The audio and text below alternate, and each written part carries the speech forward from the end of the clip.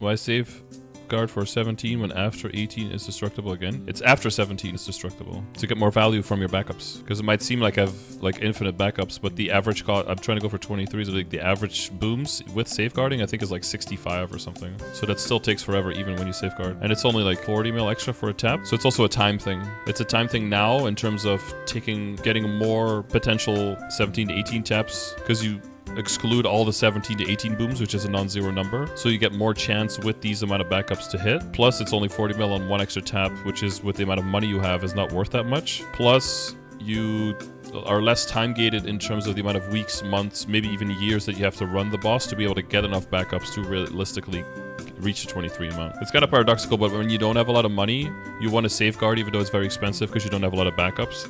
When you have like okay money and okay backups, you probably not safeguard to get like optimal efficiency out of your backups because you're not pushing far enough to even use up all of your backups. And then when you have a lot of money and a lot of backups, you actually want to safeguard again because then your time gating is the main issue that's holding you back on reaching your goals when you're pushing, especially when you're pushing into 23s. But it could be a little bit paradoxical on why you would go back. It's kind of like going for survivability on your link skills, right? Like in the beginning when you can barely do a boss, you want to have all the survivability that you have on your link skills to make sure that you can actually survive the boss fight. And then when you know you can survive the boss fights, you want to optimize more for damage to make sure that the boss is done faster.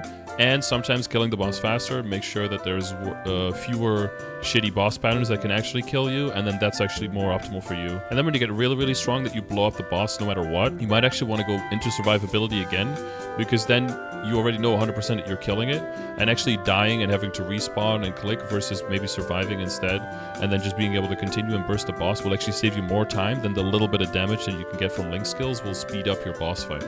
So depending on your situation and where you're at, you might actually switch back to something that seems like you've passed that, but maybe it comes back in utility later down the road, if that makes sense.